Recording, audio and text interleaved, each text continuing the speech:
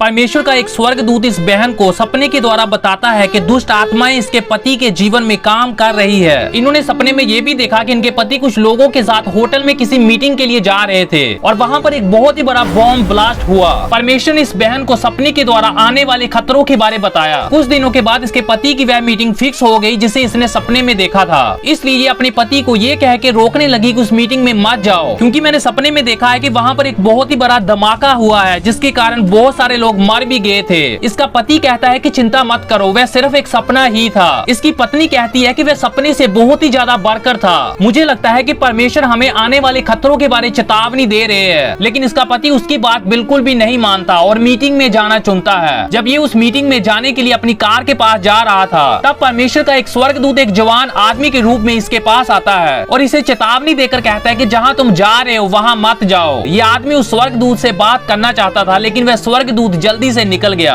इसने स्वर्गदूत की उस वार्निंग को भी इग्नोर कर दिया और अपना सफर जारी रखा। इसी बीच उस होटल में कुछ लोग बॉम्ब लगाने की तैयारी कर रहे थे और जब ये आदमी उस होटल में जाने के लिए जा रहा था तो एक भिखारी के पास ये बोर्ड था जिस पर यह लिखा था कि मेरी सहायता करो, लेकिन उस पर लिखा हुआ इस आदमी के लिए बदल गया और इसने देखा कि वहाँ पर यह लिखा हुआ था तुम्हारा मार्ग विनाश की ओर जाता है। परमेश्वर ने उस लिखे हुए के द्वारा इसको एक बार फिर से चेतावनी दी कि तुम वहाँ पर मत जाओ, लेकिन इसने एक बार फिर से उस वार्निंग को इग्नोर कर दिया।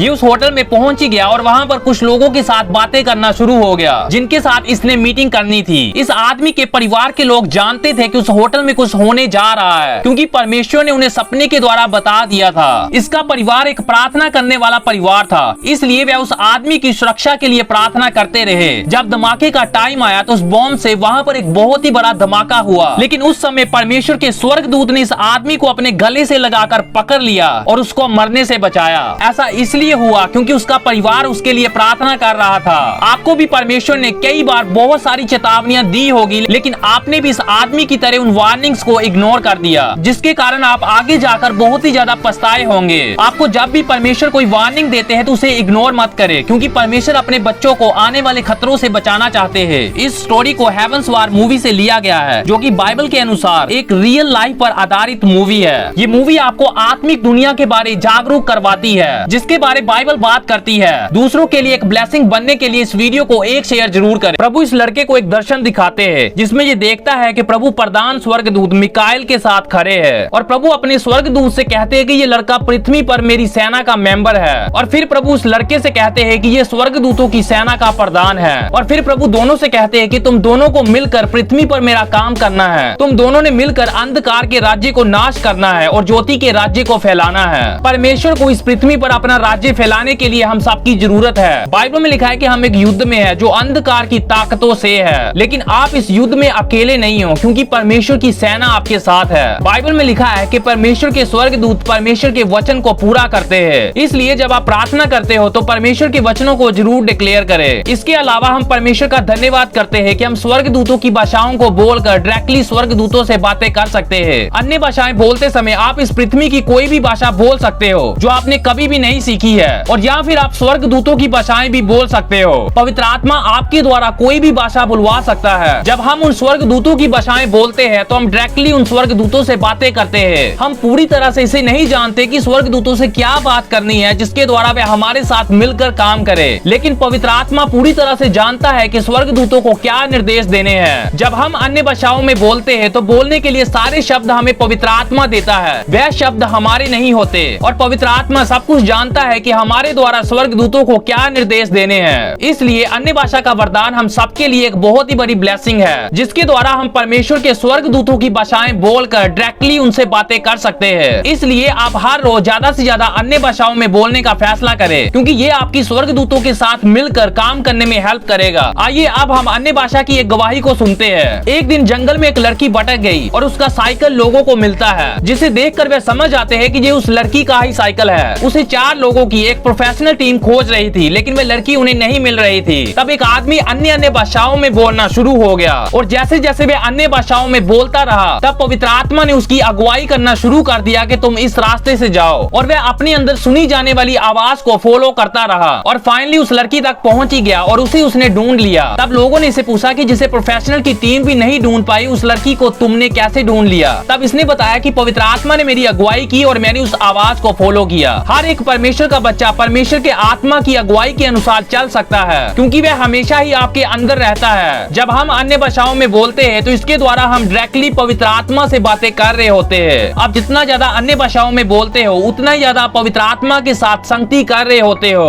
और फिर उतनी ही ज्यादा आसानी से आप उसकी अगुवाई के अनुसार चलना शुरू हो जाएंगे, क्योंकि पवित्र आत्मा अपने सभी बच्चों की अगुवाई करना चाहता है। इसीलिए बाइबल में लिखा है कि जितने लोग परमेश्वर के आत्मा के चलाए चलते हैं वे ही परमेश्वर की संतान है। इस आदमी का एक बहुत ही ज्यादा भयानक एक्सीडेंट हुआ और इसके हेड में बहुत ही ज्यादा चोट लग गई, जिसके कारण ये कोमा में चला गया। डॉक्टर ने इनकी पत्नी से कहा कि हमें क्षमा करें, हम इन्हें बचाने के लिए कुछ भी नहीं कर सकते, इसके बचने की कोई भी उम्मीद नहीं है। तब निराशा में इसकी पत्नी ने चर्च से कांटेक्ट किया कि हमें आपकी हेल्प की जरूरत है। तब चर्च के पास्टर और उनकी टीम ने इस औरत के साथ मिलकर इसके पति के लिए प्रार्थना की और वह उसके पति के जीवन में विश्वास के साथ परमेश्वर के वचनों की घोषणा करना शुरू हो गए। इसी बीच डॉक्टर इस औरत को बुलाता है कि तुम्हारे पति के पास अभी ज्यादा समय नहीं है, आप उसे मिलकर उसे गुड बाय कह सकते हो। लेकिन परमेश्वर के लोग उसके लिए प्रार्थना करते रहे और विश्वास के साथ उसके जीवन में परमेश्वर के वचनों की घोषणा करते रहे। अगले दिन उनकी प्रार्थना का प्रभाव दिखना शुरू हो गया, वह व्यक्ति चंगा होना शुरू हो गया, वह अपने पैरों पर खड़ा होकर पूरी तरह से नॉर्मल हो गया।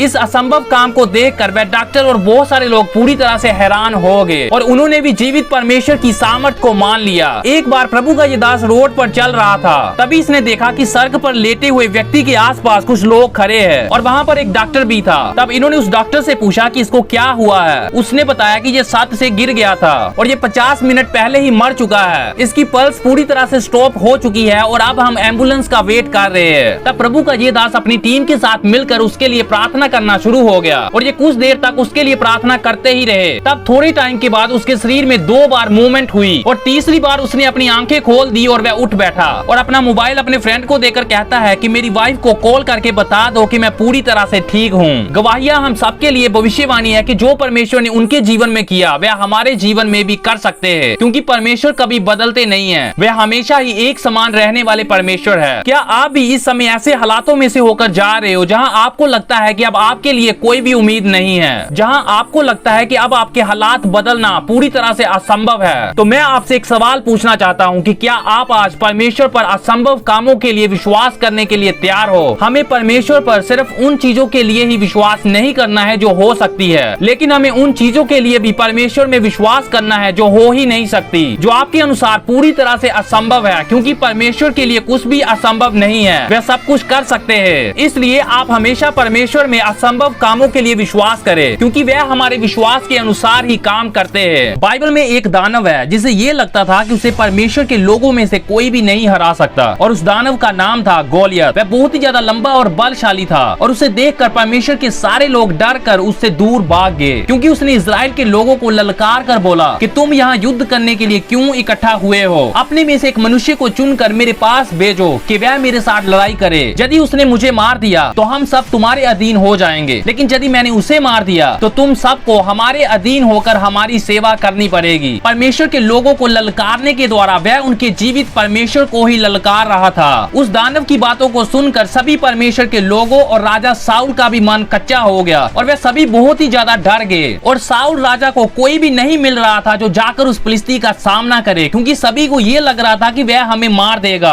और गोलियत 40 दिन तक लगातार परमेश्वर के लोगों को ललकारता रहा। तब एक दिन वहाँ पर एक छोटा लड़का आया जिसका नाम था दाऊद, और वह दानव फिर से परमेश्वर के लोगों को ललकारने लगा, और इस बार दाऊद ने उसे सुना। उसकी बातों को सुनकर दाऊद ने आसपास के लोगों से कहा कि वह क्या है जो जीवित परमेश्वर की सेना को ललकारे। सभी लोग गोलियत की बातों को सुनकर डर रहे थे, लेकिन उस छोटे लड़के दाऊद को बिल्कुल भी डर नहीं लगा, क्योंकि दाऊद का फोकस ये नहीं था कि गोलियत कितना ज्यादा ताकतवर है, लेकिन उसका फोकस परमेश्वर पर था कि परमेश्वर कितने ज्यादा शक्तिशाली है। दाऊद की बातों की चर्चा लोगों के बीच होने लगी कि वह गोलियत के बारे क्या कह रहा है। ये राजा को भी बताया गया। तब राजा ने दाऊद को बुलवा भेजा, और फिर दाऊद राजा के सामने आया और उसने राजा से कहा कि किसी भी मनुष्य का मन उस दानव के कारण कच्चा ना हो, क्योंकि मैं उससे लड़ूंगा। राजा ने दाऊद से कहा कि तू उससे युद्ध नहीं कर सकता, क्योंकि तू तो लड़का ही है और वह बचपन से ही योद्धा है। तब दाऊद ने राजा से कहा कि जब तेरा दास भेड़ों को चराता था और जब कोई शेर झुंड में से मेमने को उठाकर ले जाता था, तो मैं उस शेर का पीछा करके उसके मुंह से अपने मेमने को छुड़ा लेता था, और जब वह शेर मुझ पर हमला करता था तो मैं उस शेर को भी मार देता था,